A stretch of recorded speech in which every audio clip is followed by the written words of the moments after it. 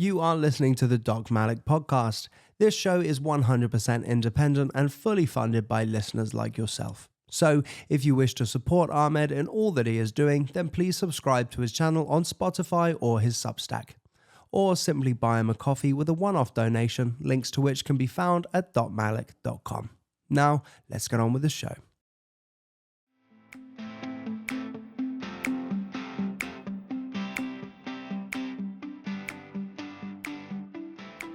Basically, Tereza, this morning, Anne McCloskey sent me a Substack article, and I needed to read it. Anne McCloskey, Dr. Anne McCloskey.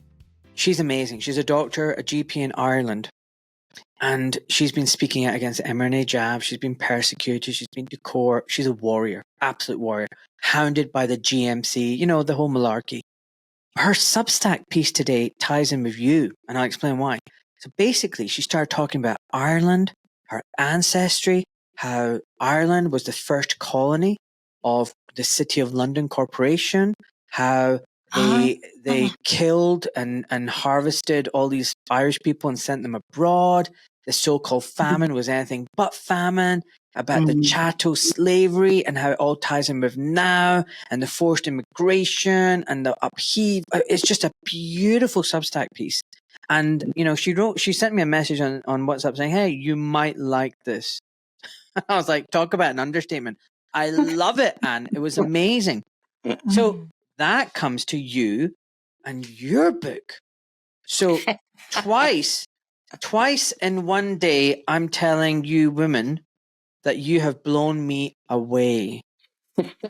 Seriously, your book, just like Anne's Substack, is incredible. Your book is so well written and researched. I'm not going to lie. I've only read 25% of it, but I'm hooked. I'm going to finish it. I'm actually going to go back and read it to my kids, believe it or not, as bedtime stories. And I love the fact after every chapter, you have like discussion points and questions and thought-provoking things. It's epic. So, you know, I know from your Substack, you got tons of things to talk about. I mean, I think we could do like at least 4 podcasts just talking about your book. I mean, can I just get you to talk about the book and share it? And, you know, when the more people give, the more people receive. And what I mean by that is I've had people in the past not really talk about their book, skirt around it because they think, well, if I talk about the book, people aren't going to buy it. Please just share your knowledge about the origins of money, of empire, of the Axis era, of slavery, of this misconception about before money, barter existed and barter was difficult and you know, money facilitated and lubricated thing. No, I mean, you talk about something else as well. What actually happened, you know, demystifying and unraveling the lies that we've been told. So I'm going to shut up now. And can you take over? Thank you, Ahmed. And I'm not very worried about not selling my book because right now I'm in the process of reading my book into my Substack. And so I've finished chapter 6 and I have a friend who is actually putting it into an e-reader format and I think has that done. And so we're looking at making that available for free on the website when I get that set up. So it has never been about selling books. To me, this is information that I need to get out. And I mentioned before that the big questions that I look at are how have good people been tricked into doing bad things through false stories and twisted systems that we think are doing one thing, but they're really doing something else. And the stories, back when I started this book, which would have been 20 years ago, 15 years ago, I didn't have the word PSYOP. But now PSYOP, that's everything we're about. That's what we're always talking about. So what my book does is go through and look at 28 different PSYOPs The first two that I look at are money and democracy. That we've been told that money is a unit of trade. But if we actually if you look at the label in the back of your shirt, you'll know that there's nothing that you've ever done that actually is in trade to that person who made your shirt, or the entire country, or the entire group of producers. There is no trade going back and forth. And that was never the purpose of money. The purpose of money was taxation, was to make us complicit in the conquest of our neighbors, because the treasury was melted down and given coins that had greater value, and you were going to be taxed. And if you did not pay that tax, you became a slave. So you had to do whatever it took to supply the army that was then going to conquer your neighbors. You had to provide them with clothes, armor, shelter, food, sex, whatever it was, in order for you to be able to get those coins. So that, I think, produced the initial cognitive dissonance that what we were doing that was good for our families to take care of each other was also doing terrible things to other people, or helping in that, even if we didn't see it. And in order for us to think of ourselves as good people, we had to keep those two things separate. And I think that that continues today. 100%. So can we go back then to democracy? Because it's kind of relevant. You know, if you look at the ARC conference, you look at these right-wing neocons, they talk about how Western civilization has been built on Greek, democratic values and enlightened values. And it's kind of funny the language they use, because they're saying, all these other people, these nasty immigrants and migrants, they're the barbarians, they're the heathens. They're stupid, they're rapists, they're uncultured, they're uncouth. We are the civilized West. And the language, I find, it doesn't change through the millennia, does it? Yes. And democracy was a trick. And it was a trick because in ancient Egypt, or in ancient Greece, they were about to overthrow the Archons, because you had these people who were small holders of land, and they were getting together with those who had been colonized, those who were slaves, and of course, women who were never part of that system. And together, what they wanted was anarchy. Anarchy means without is and archons. And archons are the rulers. Hierarchy is the inheritance order of the rulers. So this person rules them, and then they rule everybody else. So to get rid of that hierarchy was something that they were all joining together in, because the smallholders even were threatened. If they didn't pay their debt of whatever percentage, they ended up also losing the land, becoming indentured servants. And so they were all getting together. And this guy, Salon, came up with this idea to create competition so that you could, if you produced enough, of course, with those slave laborers and landless, if you produced enough, you could then be part of that Areopolis, which is the ruling class. So when people were voting in that democracy, they were not the ones who were doing the work to create the wealth. It was a democracy of slave owners. And it is the same today.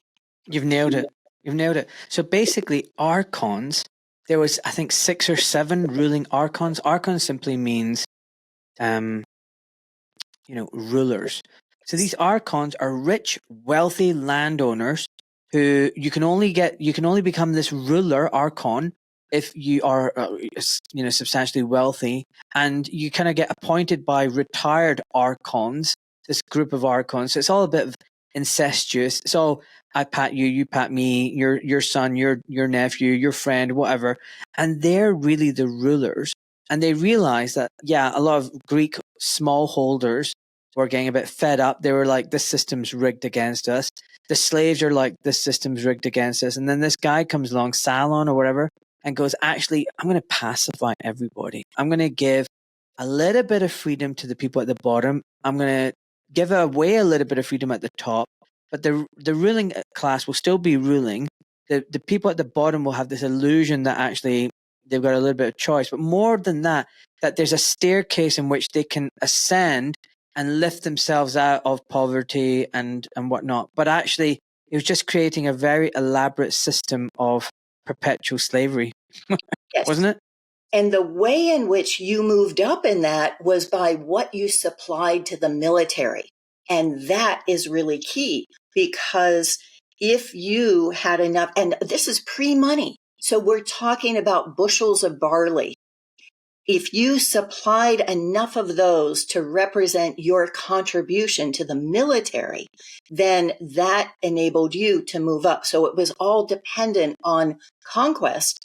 And along with that, you end up with primogeniture, which is that the hierarchy says only one son can inherit and rules over all the rest. That meant that you had all of these later sons who had nothing that they could do in order to make a living for themselves. They ended up becoming the soldiers, and they became so good at being this mercenary militia that all the other rulers of every other place wanted the Greek mercenary soldier.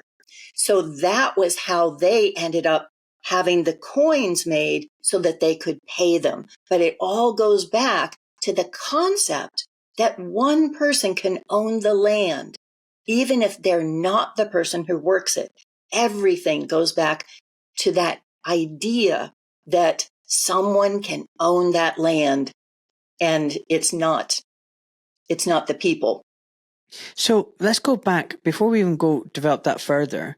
What about money? So we're being told that money is a vehicle of exchange, that, like you've given examples in your book, I've got my sourdough bread and you want, your car fixed. You don't want bread. And, so what do I do? Like, I have to sell my bread to someone else and then exchange that for money. You want the bread, but first of all you can do is fix cars. I don't want my car fixed. So, I have to get money to pay you to fix my car and blah, blah, blah. But you're saying that's not the case, that something existed before that, and it wasn't just bartering, because bartering's also not convenient, because you have to go around wasting your time and energy saying, anybody want sourdough bread? I know, no, I don't want that. I don't want a book today. No, I don't need eggs. I've got my own eggs. And, it's very time wastage. Why? So bartering doesn't exist. I've never really heard of any other option out there. But then in your book, you talk about something and it's like, what? Can you just discuss that?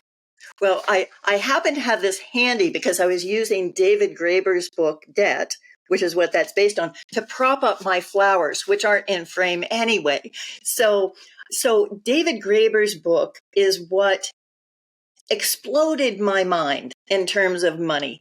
And one of the things that he looks at is the barter myth, that we've been told it made everything more convenient. But what preceded money was really an elaborate form of gift economy. And I don't mean that in the Charles Eisenstein sense, where he has what I would call a guilt trip gift economy, that it was more generosity, that you are human. And so you don't let people starve. You share what you have, and you do it in a way that enables them to save face. That I notice this with things that I do. You never give back exactly the same amount, because that would be to cut off the relationship. You're always doing a little bit more, a little bit less. You're leaving that honor with the person. You're making sure that this is not an exchange. It's you giving gifts and them giving gifts back. And that is how it worked. The only time that barter was used was typically among men with people they would never see again. And so then you wanted to get a bargain, which is a barter gain. And they would do it really as a game to see how much they could rip off that person before they sent them on their way. But you would never do that with people for whom you cared, who were in your community? I'll give you an example. It's completely random, right? But basically, just down the road, there is a really nice village pub. Like really nice, quintessential English village pub. And it is fantastic. And the food there is really top notch. And it's locals that go there. There's no tourists, right? And it depends on the locals coming there thinking that they're getting good value, that there's a nice atmosphere, and they're getting really good food. And that's how the business survives and thrives, because it's a place that offers the sanctuary, it's cozy, it's where people can get together. It's wonderful. Now, compare that to somewhere in the center of London that's a tourist trap, where they don't care if they know the tourist isn't going to come back tomorrow. They know the tourist is zipping around, busy seeing lots of sights. They're hungry. They don't know where to go. So they're going to come and sit at the table. And you know what? They're going to offer them absolute shiitake mushrooms, like shiitake. Like when they say Aberdeen Angus steak, what you're getting is a piece of cardboard at top price. You're being ripped off. They don't care. So I think that's what you're talking about. Like, a system that everybody wins, or one where there's definitely a win-lose kind of thing. And the idea of gifting, can you just elaborate on that? Because I think a lot of people will find this alien. I actually don't. I get it. Can you explain, like, why would people gift? And I think it comes back to the size of the community as well. Am I right? Mm. I agree. So there's the other book that I'm using to prop up, which is David Graeber's The Dawn of Everything. See, you can see why I would be using these. And in that, he's an anarchist anthropologist, and he goes back and looks at how cultures design themselves. And one of the things, I'm just not wanting to leave the idea that that travelers were not welcome, that people have always loved travel, and that that there has always been a culture that says you provide hosting for people who are traveling. And when they look at how things have moved around, that's where they've thought, oh, this is because there's barter, there's a market. But the truth is that it has been gifts, that it has been people who always love finding out about cultures in other places, and that is a big part of us, that there might only be half of any community who stays in the same place and the other half travels. So it's not as if you would just be ripping off any stranger, only the ones who are maybe trying to take advantage of you. And that's why when I travel, I make sure that I'm going somewhere where I know someone who lives there, because I don't want to be that tourist. I want to be that person who finds out what's so special about this place that this person I love would want to live there. Yeah, absolutely. And I can imagine, like, when someone new comes to town, you want to hear new stories. You want to hear what's happening in the next village or in far off lands. Have you got new ideas or concepts that you can introduce to our community? A traveler would be actually a wealth, would be a source of, potential wealth for that people. So of course we would welcome them. But the idea of gifting is you're looking out for each other. You're just thinking, you know what, it doesn't help us in our village or community or little town if people aren't doing well.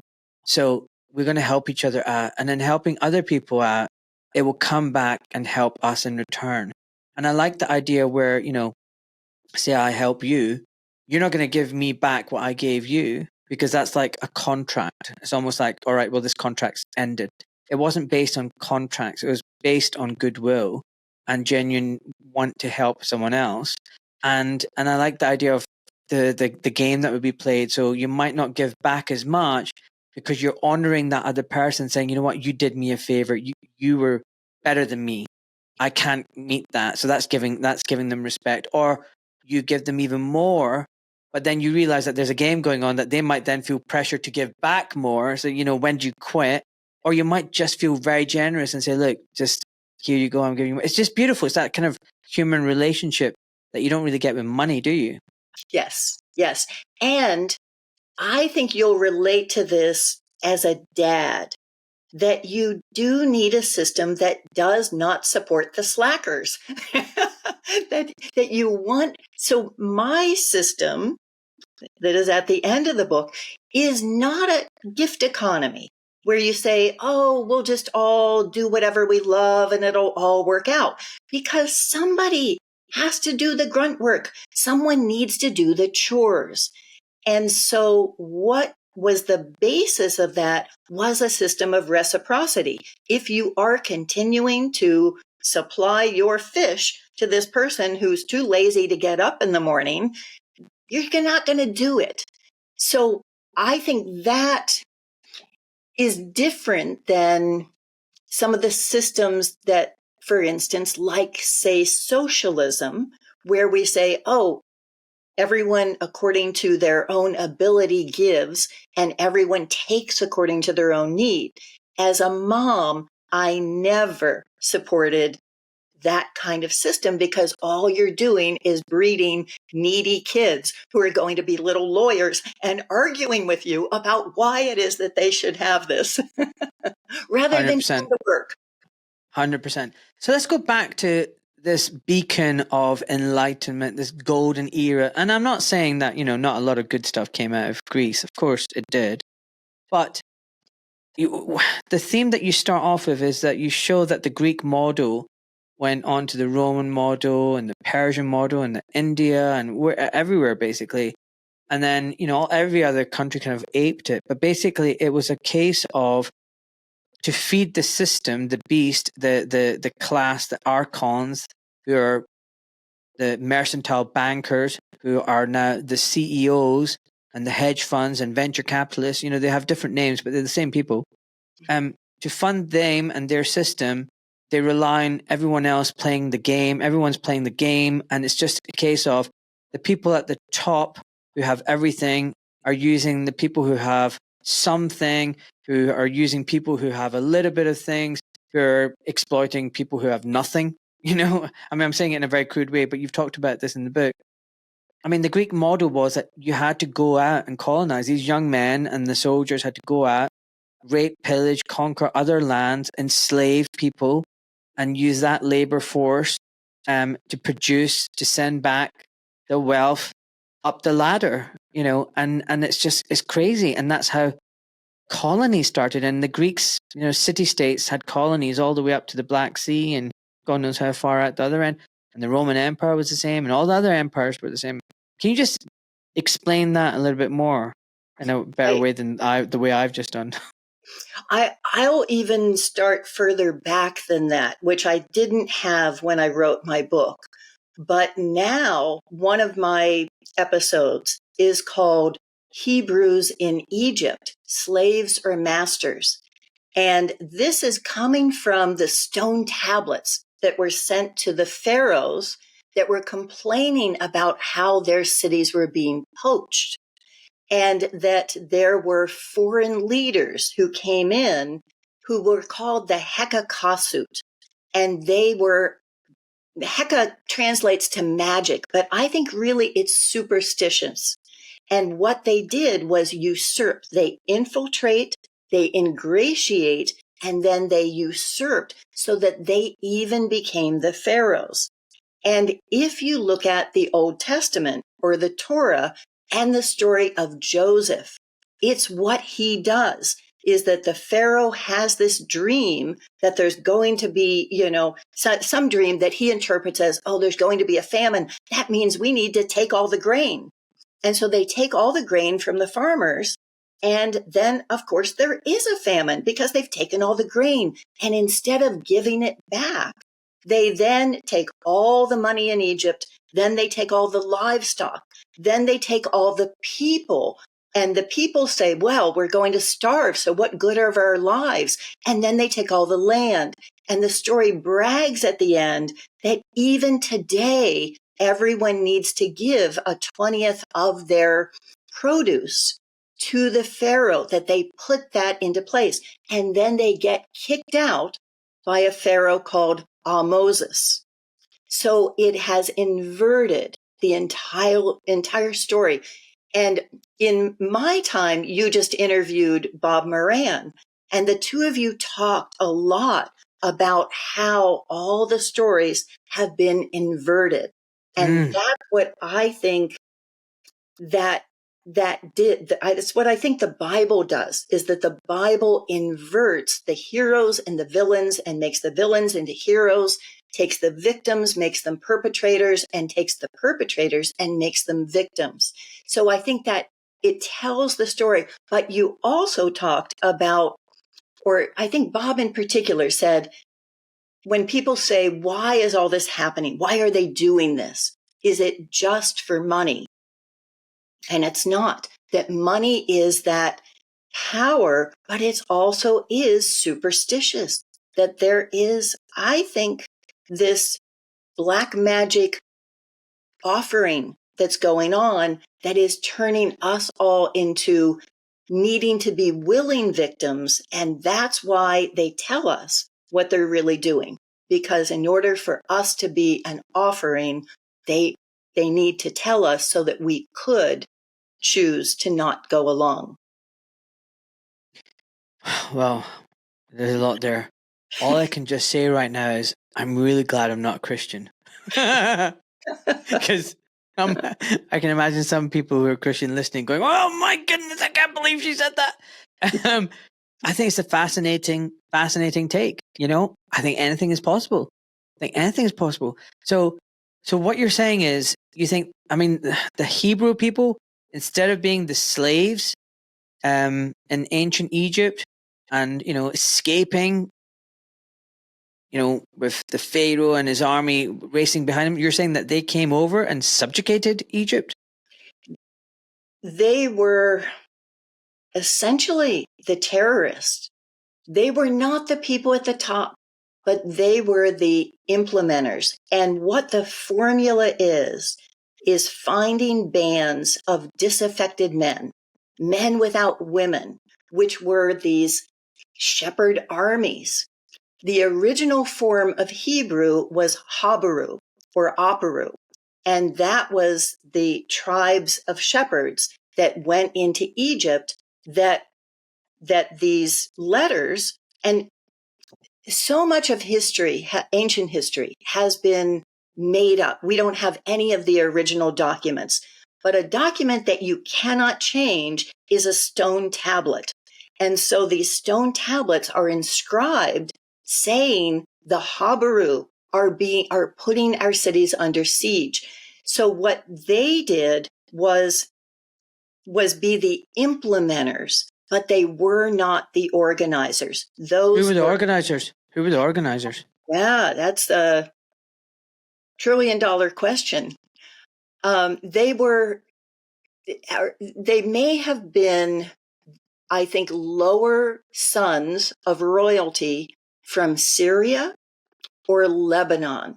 But the story that keeps repeating in the Old Testament or the Torah is a younger son who takes the inheritance away from the older. That you have that at the very beginning with Seth and discrediting Cain by saying, oh, he killed Abel. But all of this is allegory. None of the figures that are in the Bible are actually real people. They're not historical. There's no way to even tie them in with history. It's all been turned upside down and inside out, and then the time order has been scrambled. Oh God, this is so complicated. Bloody hell. So there's Aparu, also known as the Akkadian version Habaru. Haparu. You can see how that would turn into Hebrew. Second millennium BCE text throughout the Fertile Crescent of a societal status of people variously described as rebels, outlaws, raiders, mercenary, bowmen, servants, slaves, and laborers. Wow. And they, in the Amarna letters from the 14th century BC, the petty kings of Canaan described them sometimes as outlaws. And so these people invaded. Yeah, there you go. It says it's linking many thieves, linking these to the Hebrews of the Bible. Wow. The first place that I found that reference was in a footnote of my annotated Bible. And that was the first time that I put those together. The importance, though, is going back and saying, what was the formula for how this has been done? That I don't think who is as important, who has changed over time, but the method that's been used continues to be the same, that we continue to be usurped. Well, we'll talk about that, but let's go back to Greek, because I loved it. I want to do this chronologically with your book, and I mean this will be like part one of many parts. But like the Greek thing, I love the fact I now understand. I've heard it once before and I forgot, but the word barbarian, you know, I used to think it was linked to Rome. Actually, it comes from Greece, and it's from that babble. They would hear these people speaking different languages and go, oh, look, they're babbling away. They're babble barbarians. So that's where it comes from. So barbarian just means someone who's babbling away from a different land, an outsider, you know, an outlander. It's nothing more than that. But they then turned it into to basically subjugate and enslave another group of people. You have to other them, and you other them by saying that these people are not just babbling and barbarians, that they are lesser. They're less human than us. They're less cultured. And it is our right to rule, and it's their role to be subjugated. Am I right? And let's look at the irony of that. The person who's calling them barbarians and babbling is the person who only knows one language. The person who they're saying is uncultured and ignorant is the person who not only knows their own language, in which they do not babble, but they have learned another. So it's demeaning the people who are exactly the ones who are more cultured than you are. And the word savage, we have the word savage to describe people who we think of as violent, but they're the ones to whom that violence was done. So again, this goes back to the language has all been inverted. And going back to the superstition that in ancient Egypt demonology, if you could trick someone into telling a lie, a demon snags their tongue. And so we have been tricked even in our language.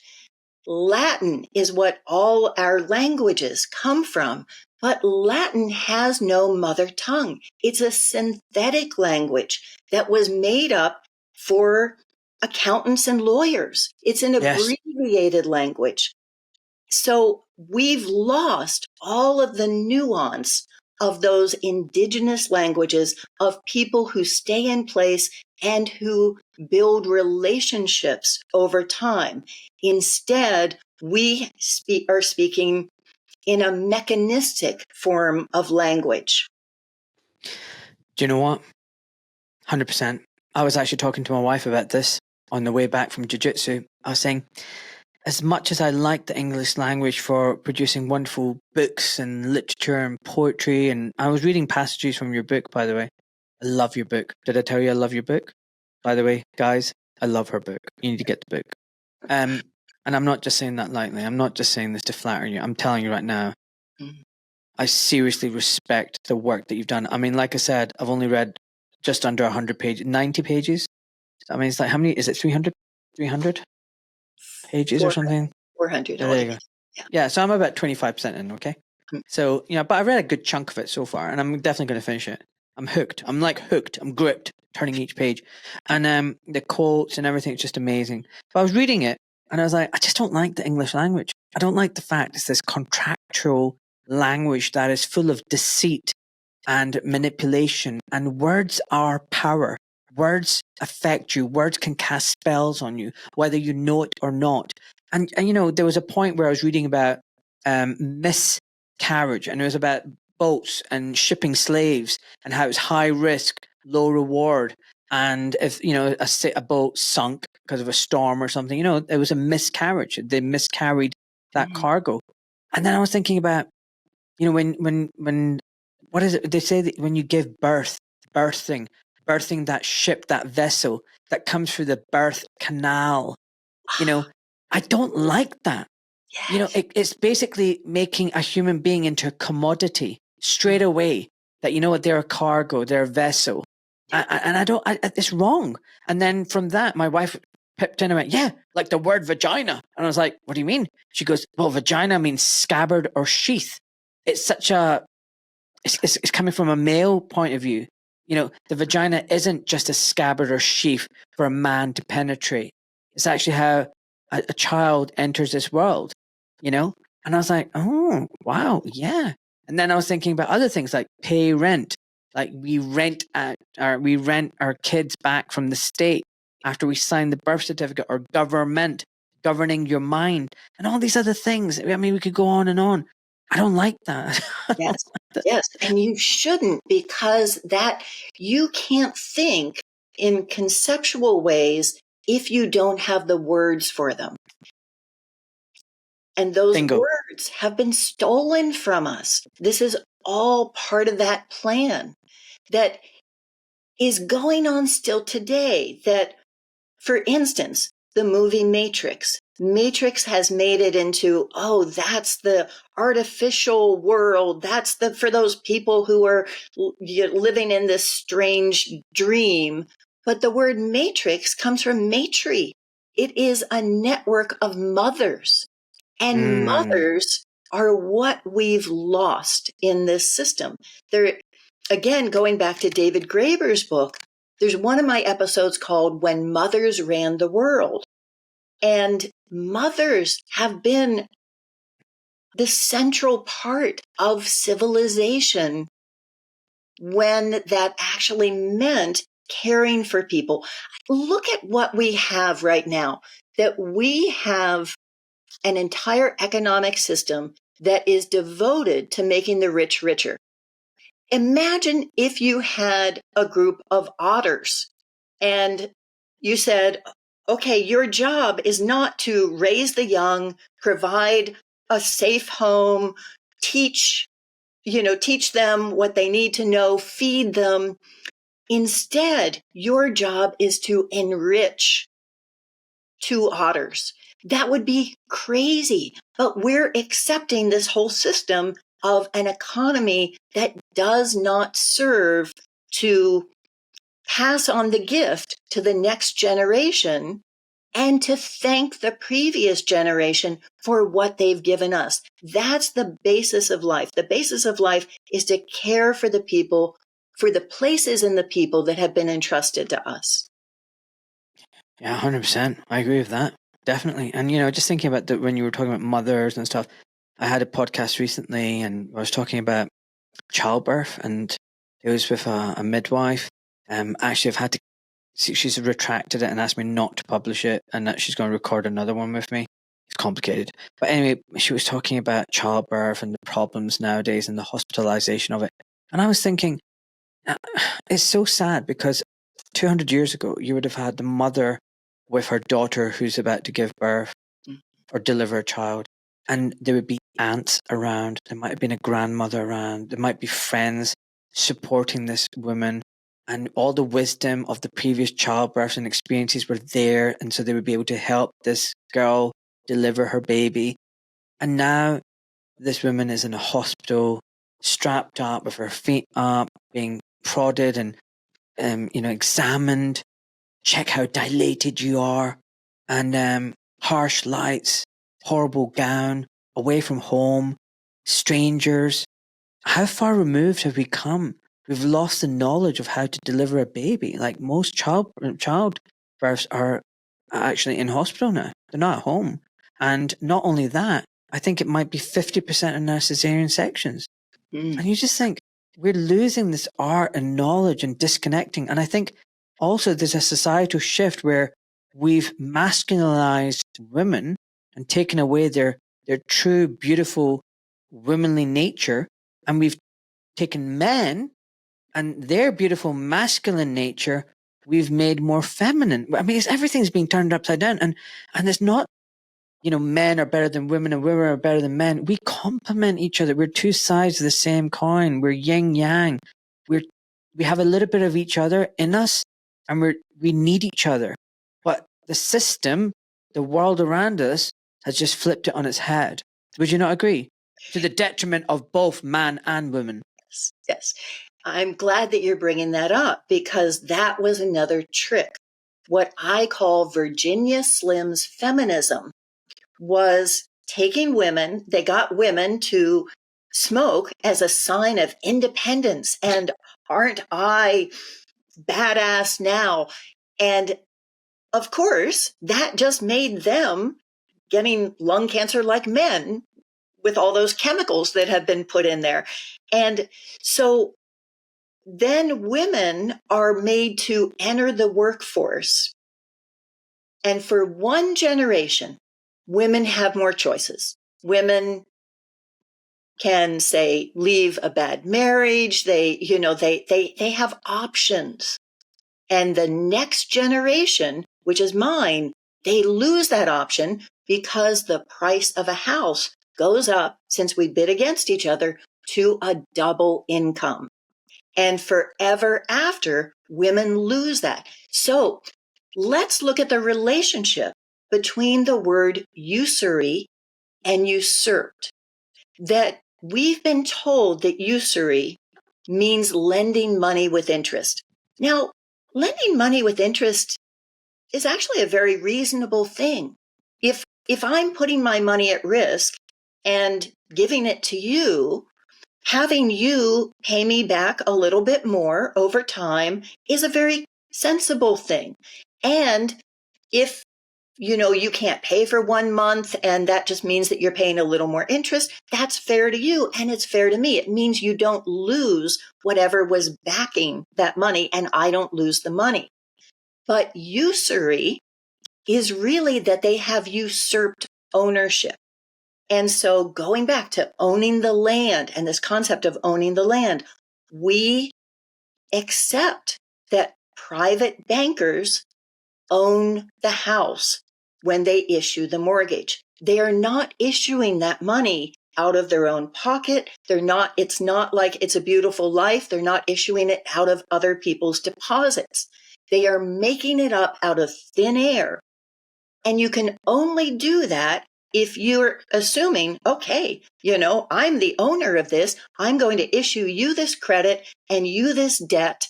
And now for the next 30 years or 60 with double incomes, you are working for the bankers. And it doesn't matter what you do to make your money because you're still working for the bankers. And at this point, that gig is kind of up because they have sucked out. When they create that money, they create only the principal. They're not creating the interest, which typically doubles it. So within 15 years of that mortgage, all the money they've put out has already been sucked back. So we bid against each other. And what feminism did in the way they interpreted it was make women go to work for the usurpers. Yes. Instead of creating men getting out of that system so that their labor also served the community and the family. That's such a great distinction. Honestly, I never thought of it like that, but you're 100% right. The whole usury thing and the usurping and making us work for money that they never actually had and was never theirs to give, and enslaving us. And absolutely, and don't get me wrong, I've got 2 sisters, I've got 2 daughters, my wife is a surgeon. I'm all for women being successful in this world and having choice and freedom and rights. But I don't think being a slave to the system is freedom that they were told. I don't think the sexual revolution helped them. I think it just sexualized them and made them more available to men and made them more easily exploited by men. I think everything they said was actually, taking advantage of women, but they wrap it up always in a way that is, it's good for you and this is a good thing, when it's actually not. So, women should have rights equal to men. They're different than men, and men are different from women. But, what they were sold was just another way of being a slave, just an extra slave. That's all it was. It's just that. And And I let's think, look at the bind that puts men in now, that if you want to have one parent who is prioritizing the children, you need to make double. You need to make double what another family is doing. So it has turned children into a hobby. Oh, if you want to have this luxury item, go for it. But yeah, that is the center of any species, is yeah, providing and making things better for the next generation. And right now, every generation, things are getting worse where our children, if things don't break, and you and I know they're going to break, but would not have the opportunities that we have and are already so stressed out. When I don't think you've gotten yet to my chapter on Greece, but in the Greek Revolution, what they looked at, and this is the modern one, is they called themselves precariats because everyone had been put into this gig economy where they're doing 2 or 3 different jobs and have no security. And that's where we're at now. Everyone yeah, is scrambling to be able to make these huge rents or mortgages when that house existed before you were born. It isn't as if your money needed to create that house.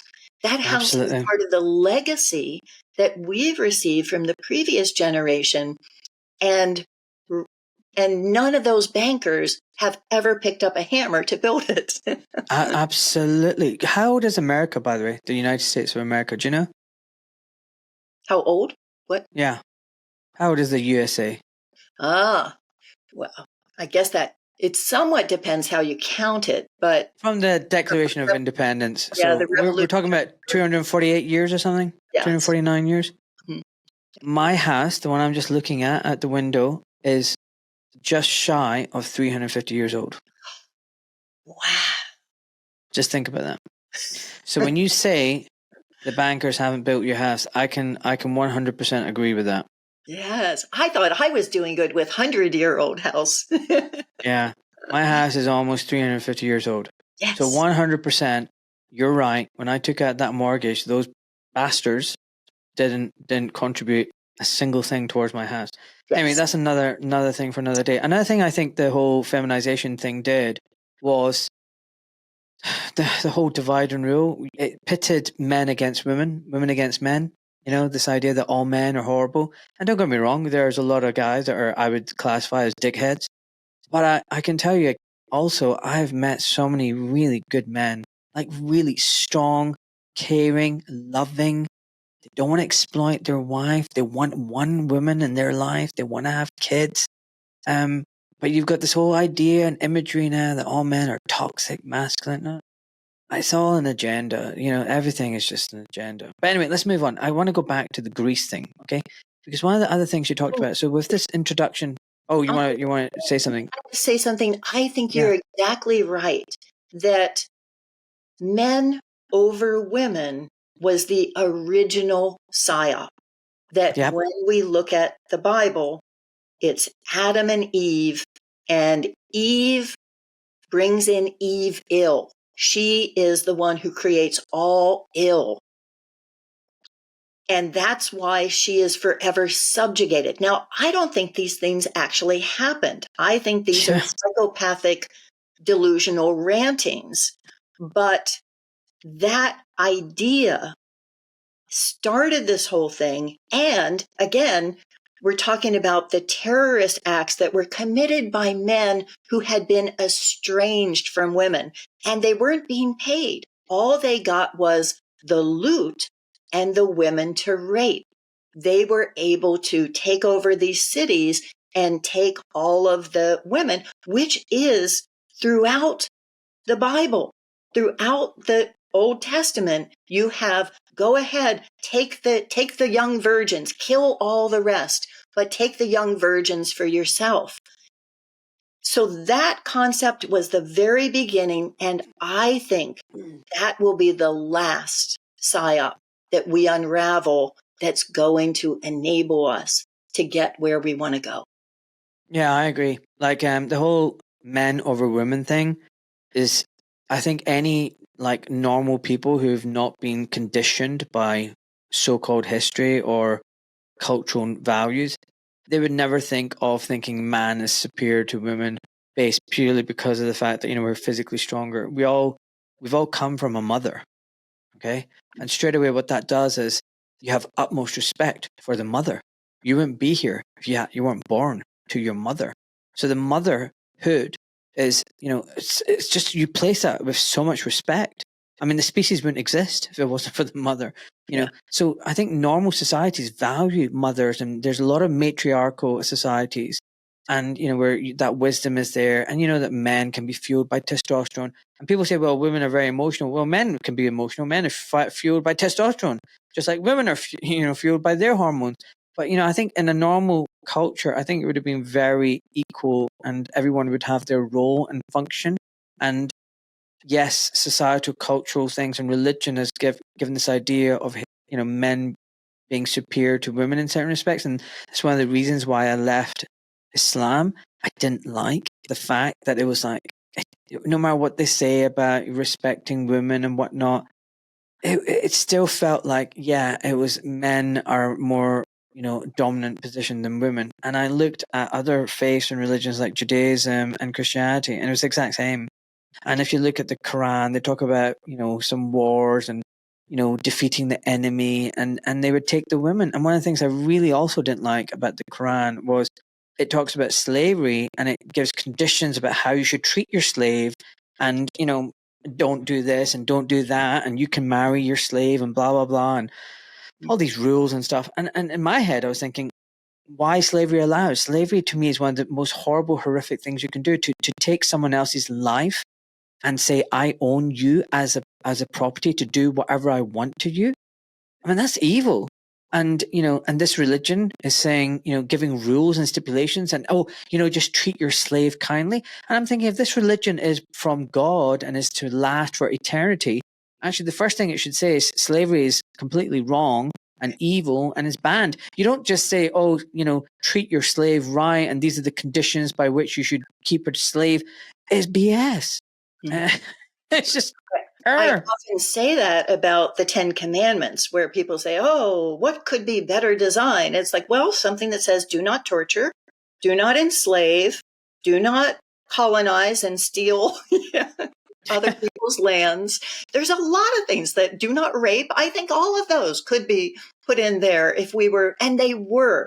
I mean, this is the part that we've lost, is that there were codes, ethical codes that we've lost. And just to go back to your statement about men and how this system has taken away the feminine and the masculine, I have all daughters, but what I see is that men like to build. They love to make things. There is something that is in the essence, I think, of a man that creating things with their own hands seems to be, and fixing things, and especially working with other men with that camaraderie of bringing something into being. That, I think there's an essence there that has been stolen, because again, that's been turned into some expensive hobby. And you've mentioned, you and I both you have chickens and I had chickens for 15 years, that animal husbandry is something I'm really involved with. I buy shares of pigs, and I participate in the slaughter and the butchering and making sausage, and I've just been a big part of that and taught my daughters to do that, because I think we need to get back to that connection to our food. And I don't think everyone needs to be involved with food production, only those who eat. Yeah. Thinking about chickens, I thought you were going to say, you know, like the cockerel. Cockerel's a great example. Cockerel will make sure his little hens eat first. cockerel will jump in front of the fox to protect its hens. And I think that to me is real masculinity. I mean, real love, for the women. And, never in my life have I ever thought I'm better than any other woman. I thought I'm better than other men. And see, that is very much a cockerel attitude, because the animal husbandry world is not actually kind to males. You need one for about 20 females. No, but I like the fact that you talked about men not doing things together. I think another thing is, like, not only have men been pitted against women, like, we've also been isolated from other men. Women have been isolated from other women, like I talked about the childbirth thing. We've all been divided and subdivided and divided again and again and again.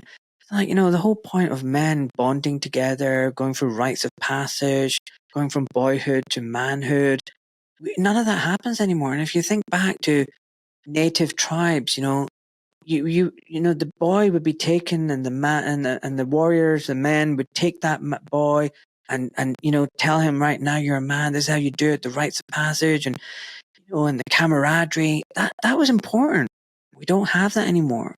I wish my dad had done certain things. I wish my dad took me aside and said, "Look, son, now you're a boy. This is what it means to be a man, and now you're gonna." I didn't have any of them. He was on the hamster wheel of life. Mm-hmm. He was trying to get through the grind of life and lift himself up as a young immigrant. He wasn't prepared to be a dad. He wasn't equipped. Who's equipped to be a parent? None of us go to parent school first. So he was learning on the job. And that's one of the things that, I look back and go, oh, do you know what? I don't want to do that. With my kids, I want to prepare them for life. Anyway, let's go back. Your book. Look, your book. This would relate back to my book, is that how do we recreate that? And one of the chapters that's early on, tying back to when the United States was the United States, was looking at when it was colonies, when it was the Commonwealth of Philadelphia, for instance, and Benjamin Franklin. Oh, I know, but I want to talk about that later. It's going to happen. Okay. Benjamin Franklin is one of my heroes. Yes, mine too. Seriously. Before your book came along, he was like one of my heroes. And your book just solidified my love for him. So everyone listening going, oh, no, don't cut her off. There's a method to the madness. I want to do this in chronological order. I want to travel through time. Because one of the beautiful things about your book is you're unmasking and unveiling all the lies and grime. And I want to take people through that journey. So look, we went, because you made a very good point about coinage and money, and also how the religions came about and the contrast between the two. Can you just develop that theme? So let's talk about the introduction of coinage and when that happened and how that changed people, how we were all now the slaves in the system, and then how, interestingly, religion came about roughly at the same time. Yes. So in that axial age, you had a system that was introduced where this coinage went from place to place and became a way that someone could be a self-replicating system of conquest. That initially, if you wanted to go conquer, you had to pay your army, you had to feed them, you had to equip them. And that was all expensive. And then if you didn't give them something, they would take the treasure that you had sent them there to conquer. What coinage did, and taxation, was create this whole mechanism where instead of you paying the army and equipping it, all the people who needed to get those coins, you had given the coins to the soldiers gave the coins to all the people who were en route.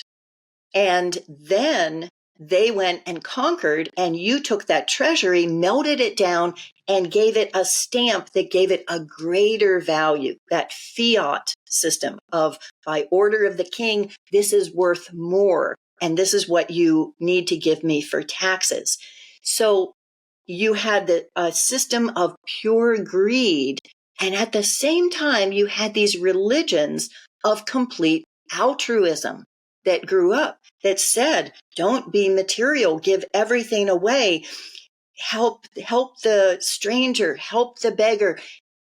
And that you couldn't have had that if you hadn't already broken everything, broken the system of reciprocity by creating this system of greed where all the labor funneled up to the top.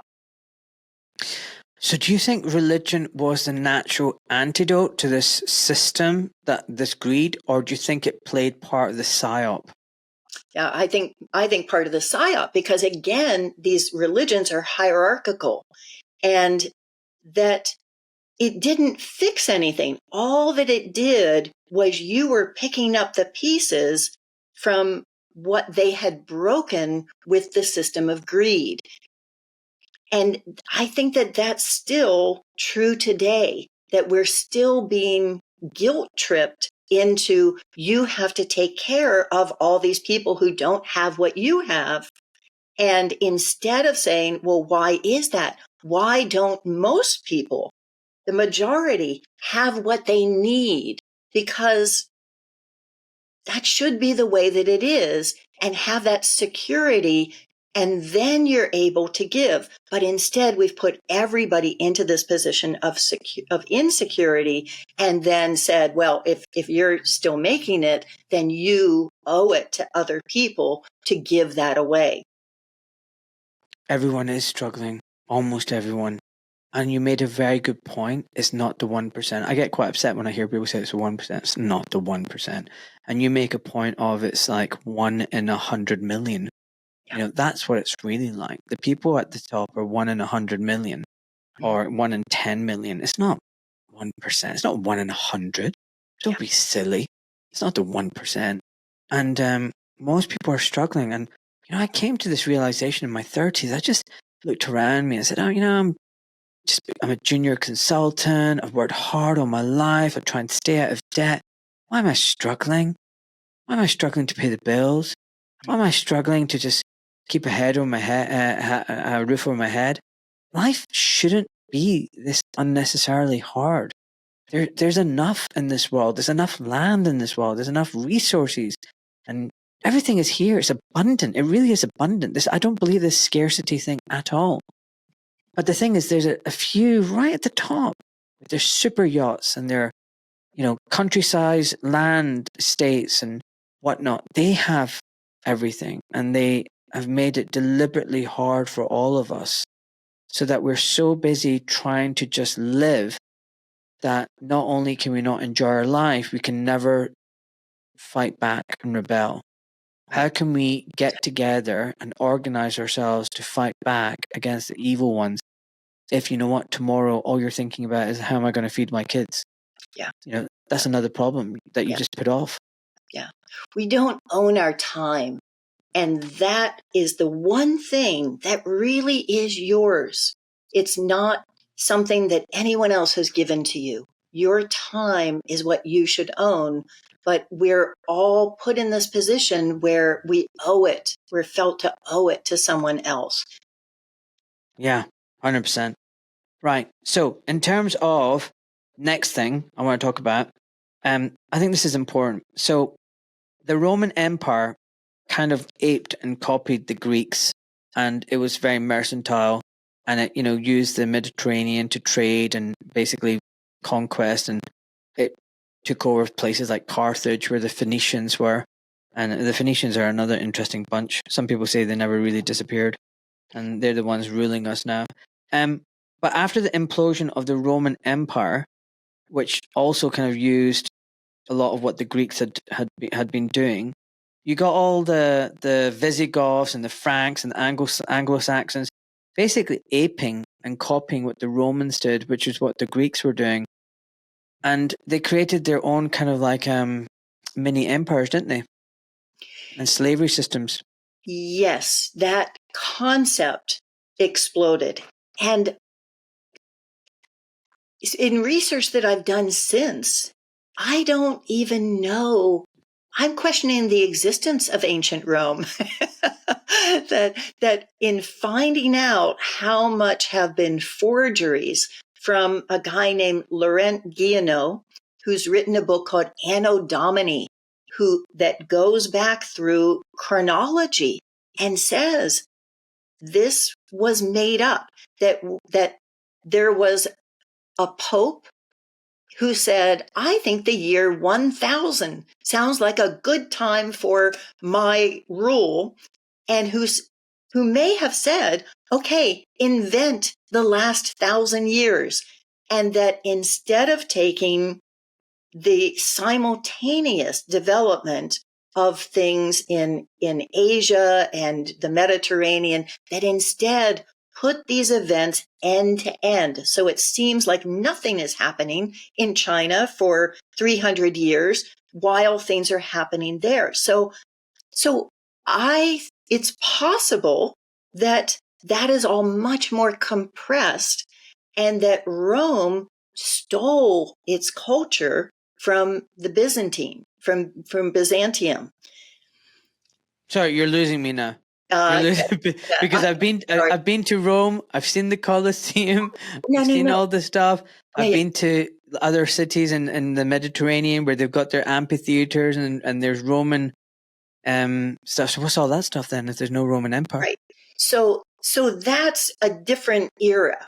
That's the Roman Empire is a later, but talking about going all the way back. And whether you mean so there was a Roman Republic.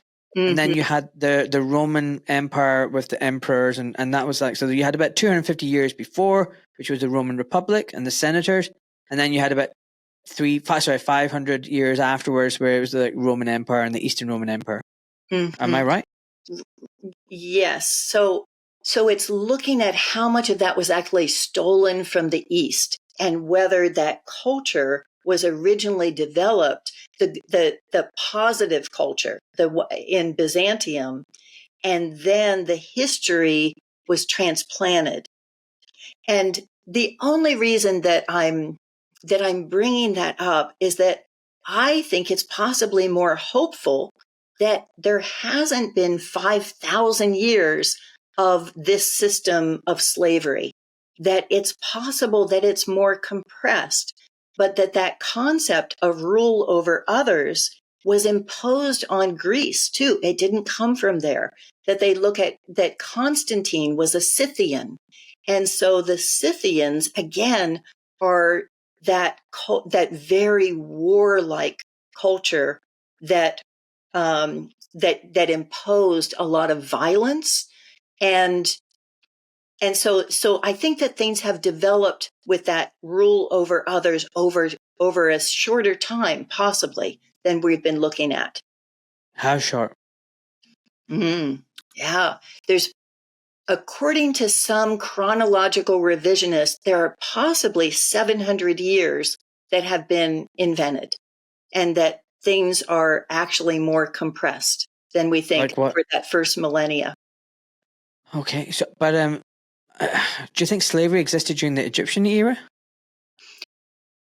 I think slavery was invented during that time. I think that people were all not invented, but that when it became exponential was with this invention of coinage, and then being able to get people co-opted into making that part of the whole culture, that it has existed, but it has not been the way that we look at it now. When do you think coinage started? Yeah. I would have to consult my book. I know I have it in there. I mean, do you think it was like 400 or 500 BC? Or do you think it was earlier than that? I think it's possibly even later than that. I think that the turn of the millennia, that the year zero, if we take away those 700 years, that it could be that the year zero was when coinage started.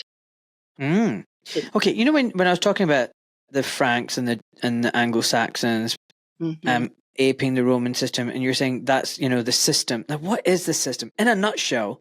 What is the system that started then and still is today and has been refined? if you were to do an elevator pitch and explain to someone, this is how the system works, what is it? It is usurping the ownership of the land and the resources and the labor. Hi, me again. You're listening to the Doc Malik podcast. This show is 100% independent and fully funded by listeners like yourself. So if you wish to support Ahmed in all that he is doing, then please subscribe to his channel on Spotify or on his Substack, or simply buy him a coffee with one of the donation links which can be found at docmalik.com. Now, let's get back to the show. From outside the community.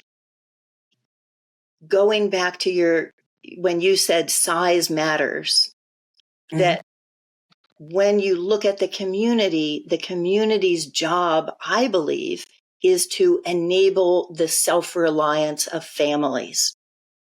And for any larger federal system, in the true sense of the word, it is to enable those communities and their sovereignty and protect their sovereignty. So inverting that and making it where there are people who are better and those people have the right to rule over others, that I think is the crux of the problem. Yeah, I agree. So let's move on then. So basically these young, barbarian states, they all wanted to create their own Roman empires. And what they then did was they traveled to Americas and Africa and India to colonize those people, to enrich themselves and to enslave the other people and take their resources, to feed the coinage system. And everybody was in the system. Everybody, even the slave traders, were in some respects victims because they were indebted to the mercantile banking class. They had to pay their debts. They were always, one crisis away from being imprisoned themselves. So even though they may have had the whip, there was someone above them that might not have had the whip or the gun, but had the ledger.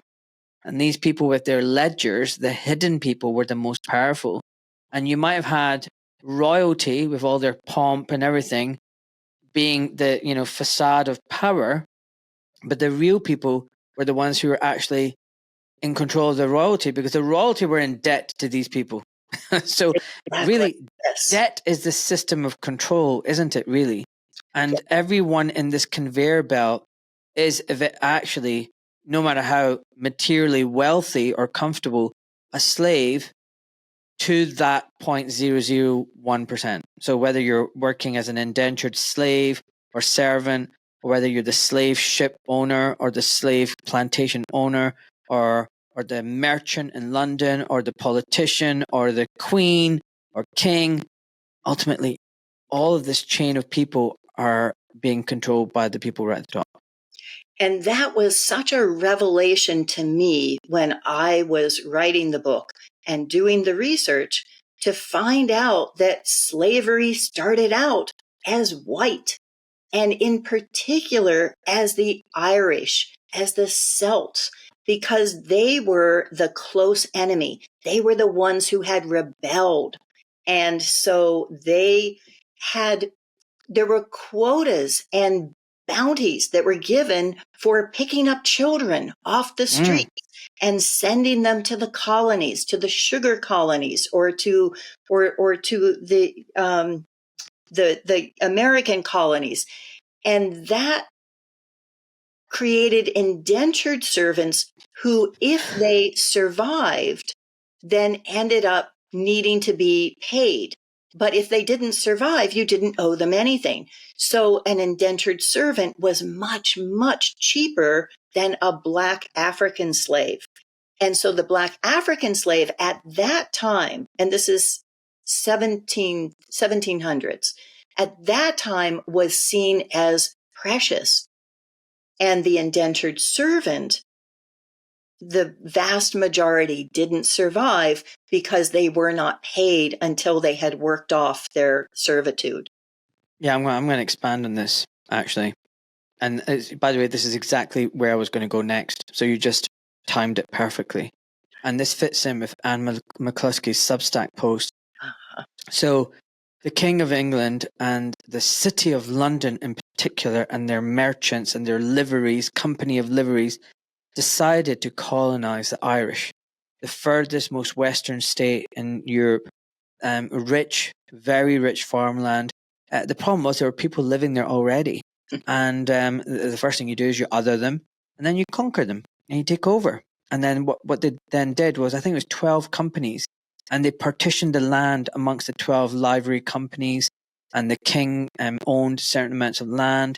Anyway, I'm just pulling up the siege of Drogheda. Took place from the 3rd to 11th September 1649. Cromwell, nasty piece of work, by the way. He's an interesting man. We could talk about him. He basically, laid siege to these people. And basically, after the siege and the bleeding of Ireland began in earnest, the bleeding of Ireland, in 1655, Lord Cromwell was asked by the Virginia Company of London to send 1,000 Irish wenches to Virginia. He replied, this is all coming from your book, by the way, obviously. He replied, concerning the young women, although we must use force in taking them up, yet it being so much for their own good, and likely to be of so great advantage to the public, it is not the least doubted that you may have such a number of them as you shall see fit to make upon this account. And Lord Cromwell, being generous to a fault, added that 1,500 to 2,000 Irish boys aged 12 to 14 could also be captured. And this is a shocking figure.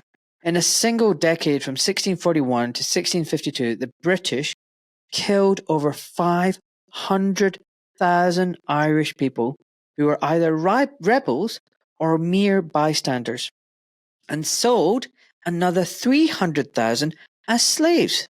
The population dropped from 1.5 million people to 600,000, leaving mostly homeless women and children. During the 1650s, over 100,000 children between 10 and 14 were taken from their parents and shipped to the West Indies, Virginia, and New England. Talk about child trafficking. Over 82,000 women and children were transported to Barbados and wherever else the empire needed cheap labor. The verb to Barbados, a person, even entered the language as English slang.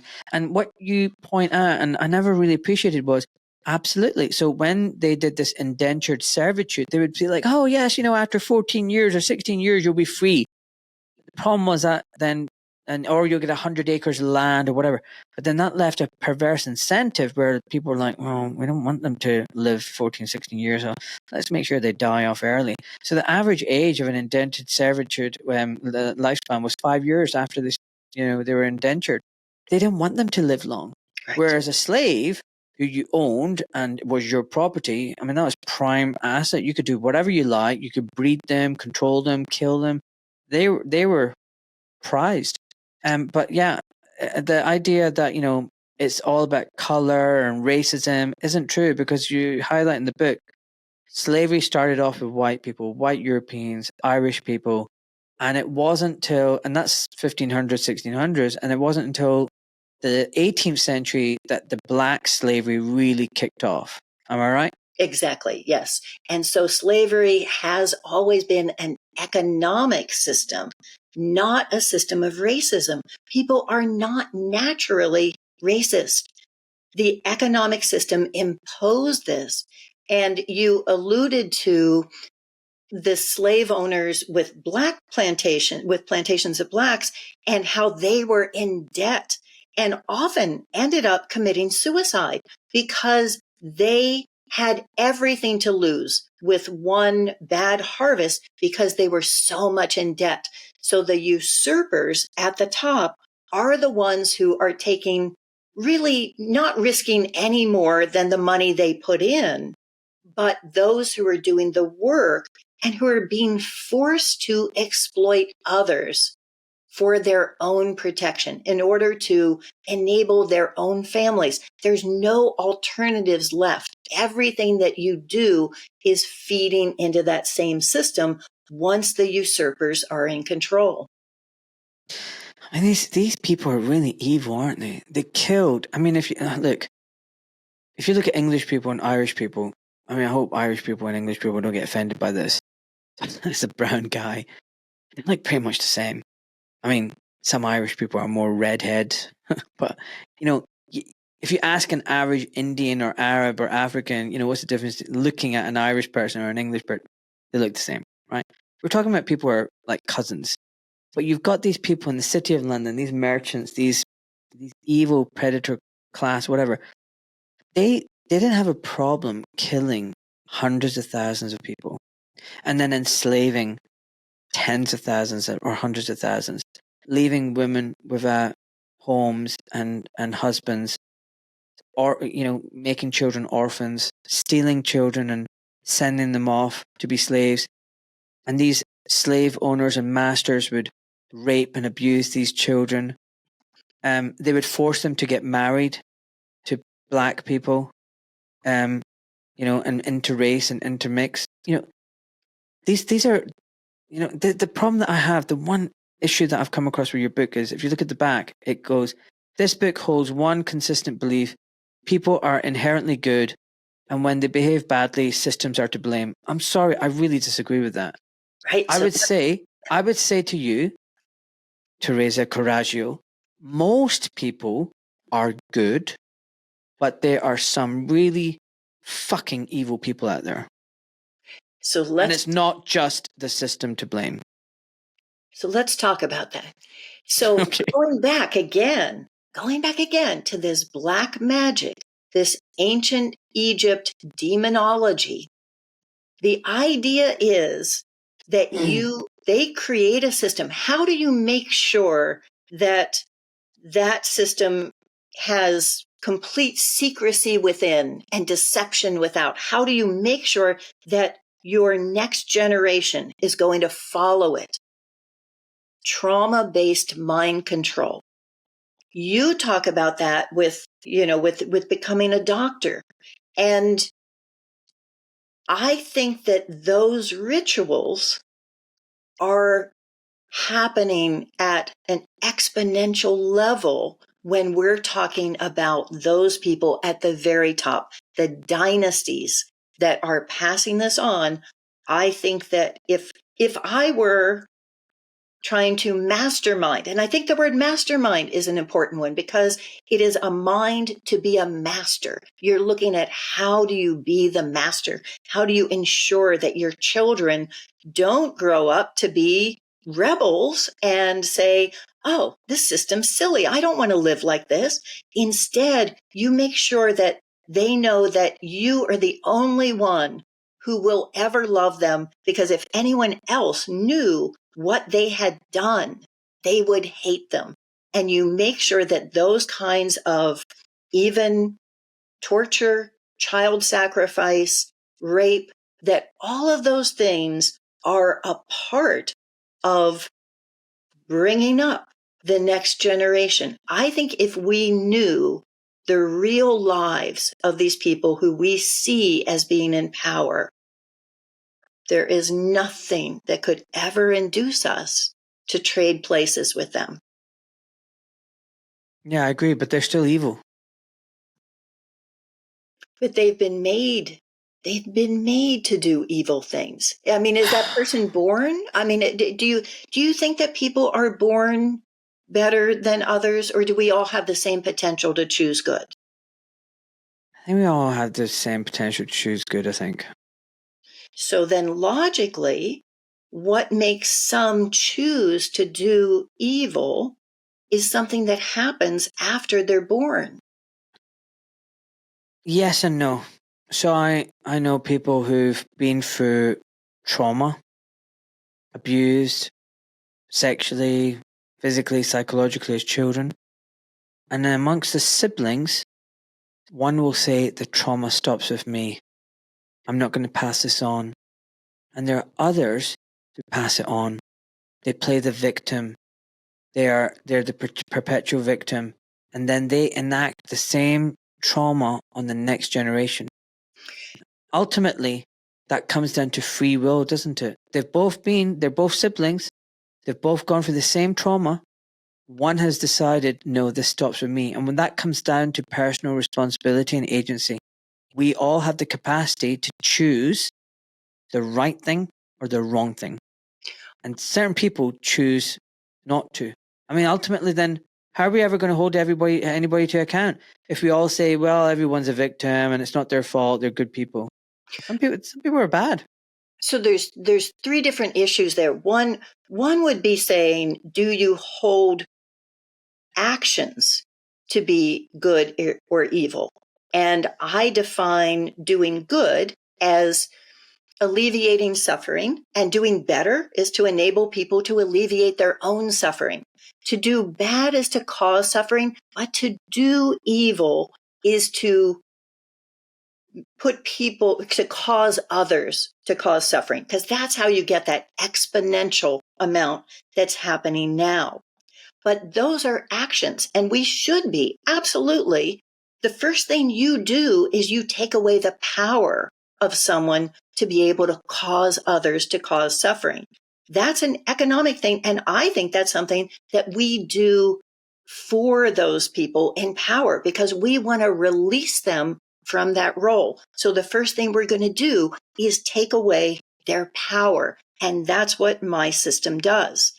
But on a logical level, if you say that some people have the willpower to say the trauma stops with me, if that hasn't been because of something that happened in their life, then they were born with that better potential to choose good.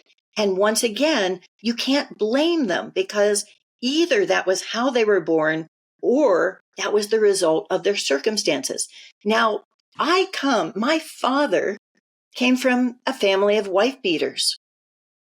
And the older brothers all inherited that. He and the youngest brother did not. But what circumstances changed? There were 2 kids who died right before them, who died as infants. And I think that created a different way of looking at things. I look at the decisions I've made and I say, I can't take credit for them or blame that I've made the decisions that I've been enabled to make.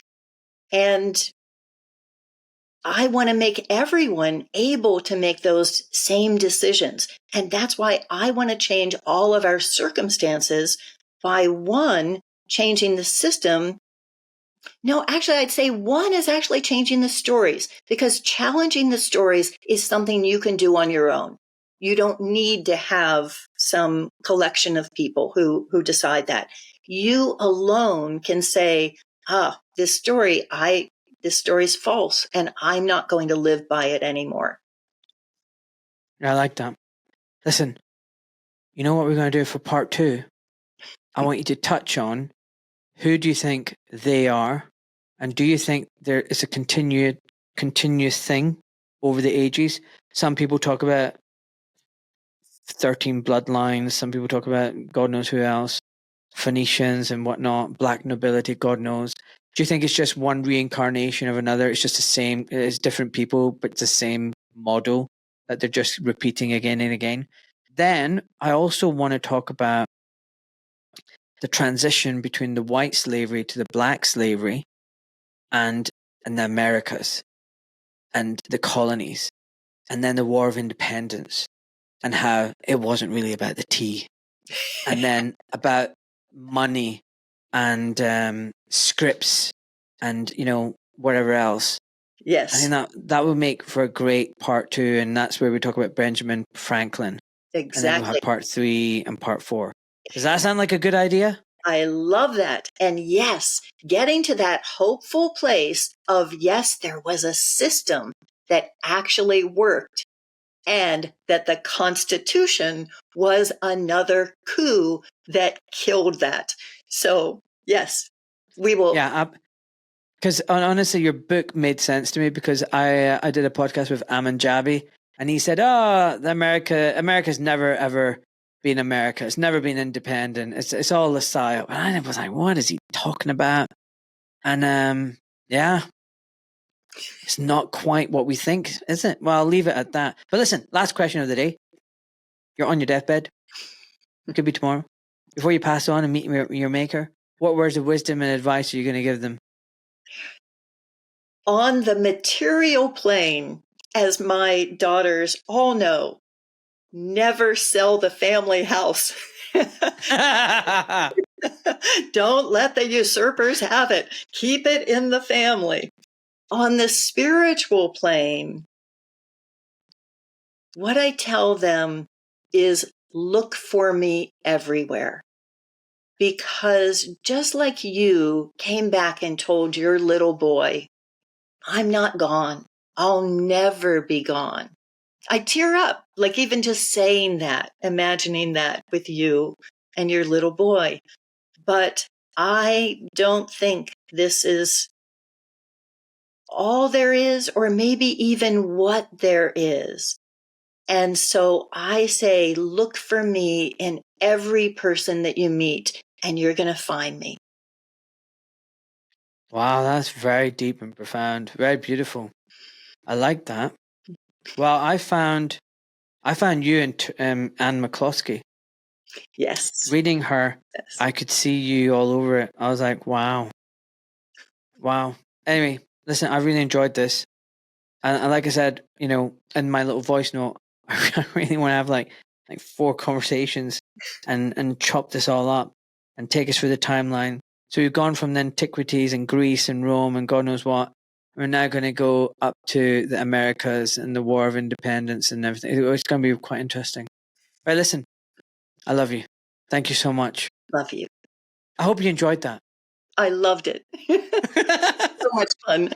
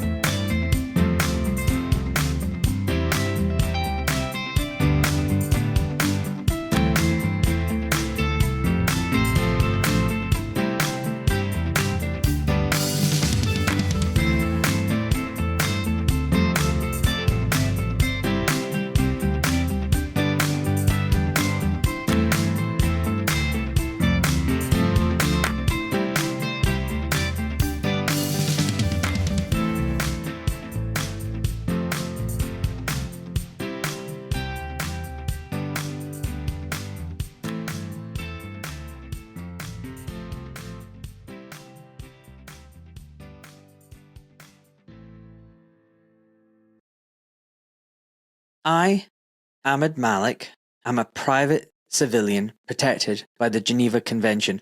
My Substack, social media posts, and podcasts are my personal experiences, observations, and opinions. This information is for educational purposes only. Although I am a doctor, I am not your doctor, and I am not providing medical or legal advice to you or to the wider public. I am not licensed or registered with the GMC or any other licensing board.